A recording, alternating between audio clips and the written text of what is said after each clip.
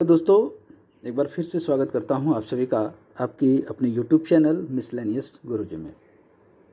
साथियों, ये एक बुक है ये दृष्टि की, ठीक है, और इसमें जो है टू द पॉइंट साइंस के लिए स्पेशली ये बुक है साथियों, अवेलेबल है मार्केट में। तो इसमें बहुत ही इम्पॉर्टेंट जो है फैक्ट दिए गए हैं, मैं आपको वही कराऊंगा स्पेशली पेट के लिए, ठीक है, और यहीं से आपके क्वेश्चन भी बनते जाएंगे। तो इसका पहला जो है मैंने पार्ट अपलोड किया है, आप उसको ज़रूर देख लें।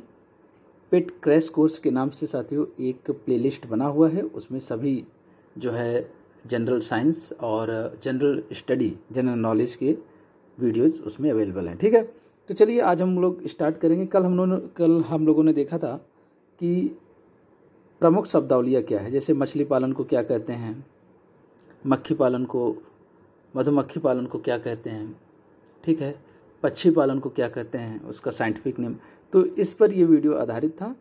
और आज हम लोग देखेंगे एक दूसरे टॉपिक पर जो कि परीक्षा दृष्टि के लिए बहुत ही महत्वपूर्ण है, वन लाइनर फैक्ट है, उस पर हम लोग बात करेंगे।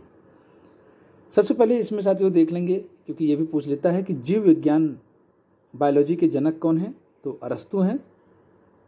और इसका जो शब्द जो है प्रथम प्रयोगकर्ता कौन थे, तो लाइमार्क एंड ट्रेविरेनस। तो चलें, कल हम लोगों ने साथियों ये सभी देख लिया था जीव विज्ञान की प्रमुख शाखाएं में कौन कौन से हैं। तो आज हम लोग बात करेंगे परीक्षा दृष्टि से संबंधित बहुत ही महत्वपूर्ण वन लाइनर फैक्ट पर। तो इसमें जो है साथियों आपको दिया है स्लीप एपनिया क्या है, ये क्वेश्चन में पेपर में पूछा जाता है। स्लीप एपनिया क्या है, किससे संबंधित है, ठीक है। तो ये संबंधित है निद्रा संबंधी विकार में। निद्रा संबंधी विकार मतलब जब आप सोते हैं गहरी नींद के समय, तो सांसें जो है बार बार रुक जाती हैं, उसके बाद फिर से चालू हो जाती हैं। तो इस सांस संबंधी एक विकार है, कब, सोते समय। तो स्पेशली आपको याद रखना है, सोते समय सांस का रुक जाना फिर से स्टार्ट हो जाना, ये स्लीप एपनिया कहलाता है, निद्रा संबंधी विकार, ठीक है।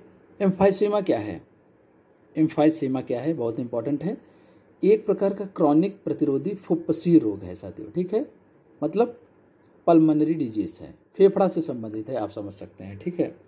एम्फाइसेमा क्या है, एक क्रोनिक मतलब पुराना, एक फेफड़ा से संबंधित रोग है, फुफ्फुसी रोग है, आप बस इतना याद रखिए, ठीक है। चले अगला, औषधीय कैप्सूलों का बाह्य आवरण निर्मित होता है। औषधि जो कैप्सूल होते हैं मतलब जो दवा होती है, कभी कभी साथियों इस तरह की कैप्सूल होती है, जब हम लोग खाते हैं इसको तो उस पर एक प्लास्टिक नुमा कुछ कवर एक लगा हुआ होता है, उसके अंदर होती है दवा। ये दवा साथियों इसलिए कड़वी होती है, इसलिए इसके ऊपर जो है एक आवरण, एक कवर होता है। तो वो किससे निर्मित होता है, क्वेश्चन में ये पूछा जा रहा है। तो यह है स्टार्च, मांड, स्टार्च से निर्मित होता है ये। तो औषधि कैप्सूलों का बाह्य आवरण स्टार्च से निर्मित होता है, ये आपको याद रखना है। लीवर सिरोसिस का प्रमुख कारण क्या है, ठीक है। सबसे पहले लीवर सिरोसिस का प्रमुख जो कारण है साथियों वो है मदिरा सेवन बताया गया है। ज़्यादा अगर आप अल्कोहल लेंगे तो लीवर सिरोसिस हो सकता है। इसमें क्या होता है, आपको बार बार थकान लगती है मरीज को इसमें, ठीक है साथियों, कन्फ्यूजन होने लगता है, आदमी का वेट लॉस हो जाता है, कन्फ्यूजन हमेशा बना रहता है। कुल मिलाकर ही लीवर सिरोसिस मदिरा सेवन के कारण होता है, ठीक। चले अगला है ओरल सबम्यूकस फाइब्रोसिस संबंधित है। ओरल मतलब मुंह, मौखिक, ठीक है, आपको समझ जाना है। सबम्यूकस फाइब्रोसिस संबंधित है मुंह से, मुंह में छाले और बाद में मुंह का अंदरूनी भाग कठोर हो जाता है, तो इसको बोलते हैं ओरल सबम्यूकस फाइब्रोसिस। साथियों अभी हम लोग बायोलॉजी से डिस्कशन कर रहे हैं, बायोलॉजी सेक्शन पे, ठीक है। तो ये मैं बुक पूरी कवर करा दूंगा, आप लोग बस देखते रहिए इसको अच्छे से। खुजलाने से खाज मिटती है, साथियों ये पता नहीं क्या क्वेश्चन है, ठीक है। रसायन, प्रतिहिस्टामिन रसायन का उत्पादन बढ़ने से खुजलाने से खाज मिटती है। आपको इसमें याद रखना है प्रतिहिस्टामिन मतलब एंटीहिस्टामाइन, इसको आपको याद रखना है बस। चलिए अगला है इंटरफेरॉन क्या है, ये इंपॉर्टेंट है। इंटरफेरॉन क्या है, शरीर में विभिन्न रोगाणुओं के विरुद्ध रक्षात्मक प्रतिक्रिया के फलस्वरूप बनने वाला प्रोटीन, एक तरह का बस साथियों आपको याद रखना है प्रोटीन है। ये शरीर में जो रोगाणु उत्पन्न होते हैं उसके विरुद्ध रक्षा करता है। इंटरफेरॉन एक तरह का प्रोटीन है। चले ल्यूकेमिया क्या है, ल्यूकेमिया क्या है, तो ये क्या है, एक प्रकार का रक्त कैंसर है, ब्लड कैंसर है, ल्यूकीमिया इसी से संबंधित है। ल्यूकोडर्मा क्या है? सफ़ेद दाग वाला त्वचा रोग है। देखिए दोस्तों, कल के हम लोगों ने साथी वीडियो में डिस्कस किया था कि त्वचा संबंधी अगर अध्ययन किया जाता है तो उसको क्या बोलते हैं? डर्मेटोलॉजी। ये बहुत इंपॉर्टेंट है। क्या? डर्मेटोलॉजी। तो इसमें देखिए ल्यूकोडर्मा, डर्मा मतलब त्वचा संबंधी, ल्यूको मतलब सफ़ेद, तो सफ़ेद दाग वाला त्वचा रोग, इसको बोलते हैं हम लोग ल्यूकोडर्मा।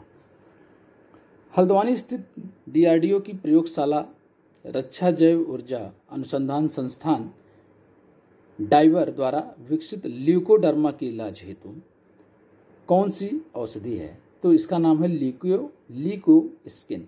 ठीक है, लीको स्किन, ल्यूकोडर्मा के इलाज हेतु। एनोसिम्पा या अघ्राणता संबंधित है।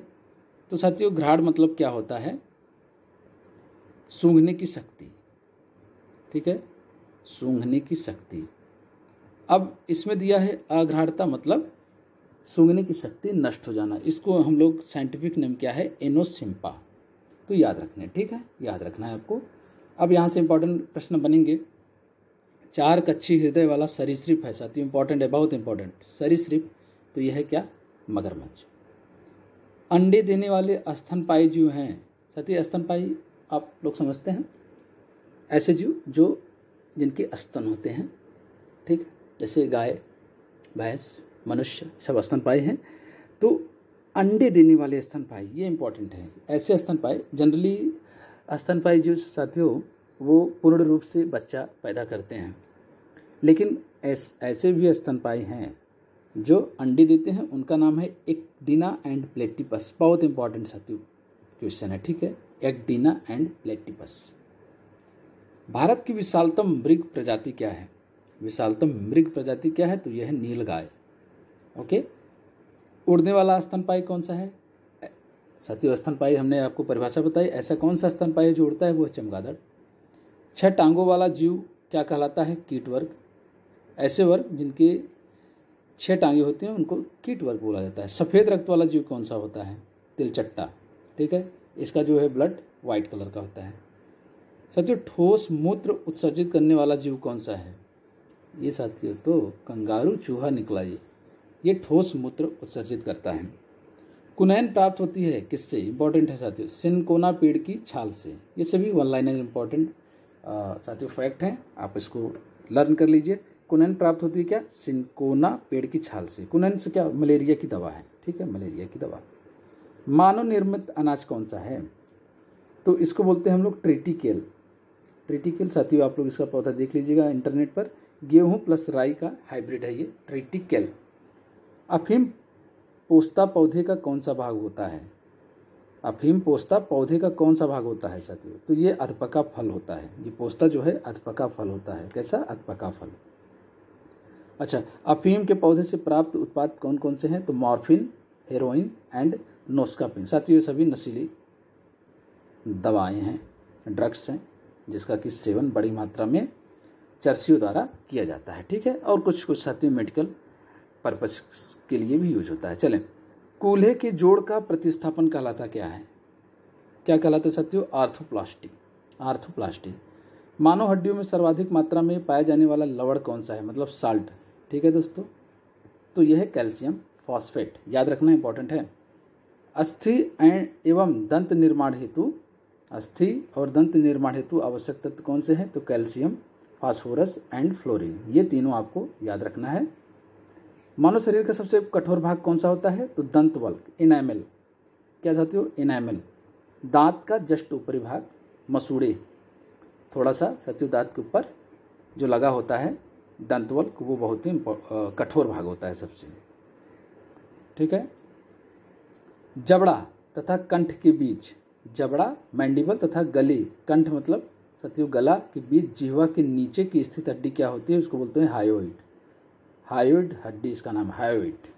याद रखना है। गर्दन का पहला कशेरुक होता है एटलस कशेरुक। साथियों जो बहुत इंपॉर्टेंट है वो बस याद रखना है। जैसे ये आपको याद रखना है। ठीक है, ये याद रखना है, ये भी बहुत इंपॉर्टेंट है। ओके, और बार बार पूछे जाते हैं। सभी फैक्ट इंपॉर्टेंट नहीं होते हैं, ये आपको याद रखना है बस। ठीक है, चलें। अब मिर्च में पाए जाने वाला विटामिन कौन सा है? ठीक साथियों, मिर्च में पाया जाने वाला विटामिन कौन सा है? तो यह है विटामिन सी। आपको जान करके साथियों आश्चर्य होगा कि मिर्च में विटामिन सी पाया जाता है, जबकि विटामिन सी जनरली हम लोग जानते हैं कि ये खट्टे फलों में पाया जाता है। तो विटामिन सी है। अच्छा, विटामिन सी का साथियों हम देखेंगे कि इसका साइंटिफिक नेम क्या है। तो इसका साइंटिफिक नेम है एस्कॉर्बिक एसिड। ठीक है, एस्कॉर्बिक एसिड है। और अगर इसकी शरीर में कमी हो जाए तो कौन सा डिजीज़ हो जाता है? तो यह है स्कर्वी। ये सब आपको याद रखना है। विटामिन सी का साइंटिफिक नेम क्या है? Ascorbic acid. और इसकी कमी से कौन सा डिजीज़ होता है? तो स्कर्वी रोग। विटामिन ए मानव शरीर में संचित रहता है। देखिए साथियों, बहुत इंपॉर्टेंट है, वेरी इंपॉर्टेंट। पूछा जाए विटामिन ए मानव शरीर में संचित रहता है किस भाग में, किस जगह पे संचित रहता है, किस ऑर्गन में? तो ये साथियों ये है यकृत में, लीवर में। लीवर में साथियों विटामिन ए मनुष्य के संचित रहता है, स्टोर रहता है। विटामिन ए का साइंटिफिक नेम क्या है साथियों? तो इसका नाम है रेटिनॉल। ठीक है, रेटिनॉल। ओके। विटामिन ए का प्रचुरतम स्रोत है, मतलब सबसे ज़्यादा विटामिन ए किस में पाया जाता है? तो वह है आम में, मैंगो में। स्वप्नों को याद रखने में सहायक विटामिन का नाम क्या है? अगर आप स्वप्न देख रहे हैं और जल्दी जल्दी भूल जाते हैं, इसका मतलब विटामिन B6 की कमी है। ठीक है, लेकिन अगर विटामिन B6 मेंटेन है तो आप स्वप्न याद रख सकते हैं। और इसका नाम क्या है? पायरिडॉक्सिन। पायरिडॉक्सिन। ठीक है, पायरिडॉक्सिन इसका नाम है विटामिन B6 का। विटामिन ई का महत्वपूर्ण स्रोत कौन सा है? तो अंकुरित गेहूं का तेल विटामिन ई का महत्वपूर्ण स्रोत है। और विटामिन ई का नाम क्या है? टोकोफेरॉल। टोकोफेरॉल इसका नाम है।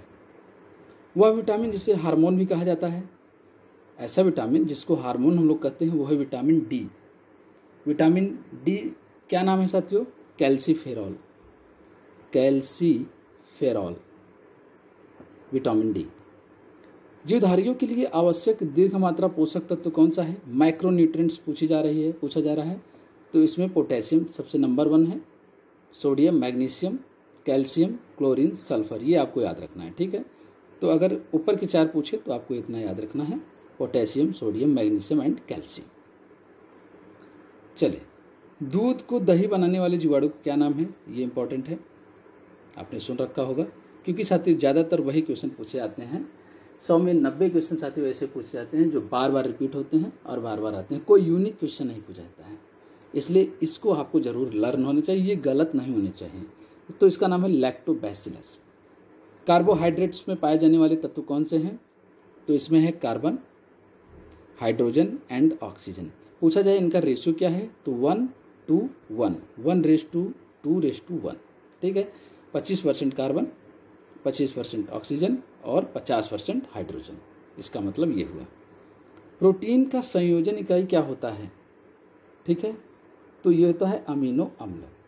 अमीनो अम्ल के योग से ही प्रोटीन बनता है। सींग मतलब जानवरों के सींग, बाल, नाखून, खूर व त्वचा में उपस्थित प्रोटीन का नाम क्या है? इन सभी ऑर्गन्स में जो है एक प्रोटीन उपस्थित होता है, इसका नाम क्या है? तो इसका नाम है alpha keratin. Alpha keratin important है। मस्तिष्क में एड्रीनेलिन व डोपामाइन आदि न्यूरोट्रांसमीटर का निर्माण करने वाला प्रोटीन कौन सा है? ठीक है, तो यह है टायरोसिन।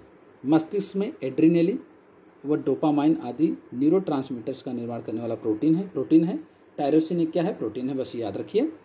न्यूट्रास्यूटिकल्स उत्पाद है पोषण के साथ औषधीय गुण वाले खाद्य।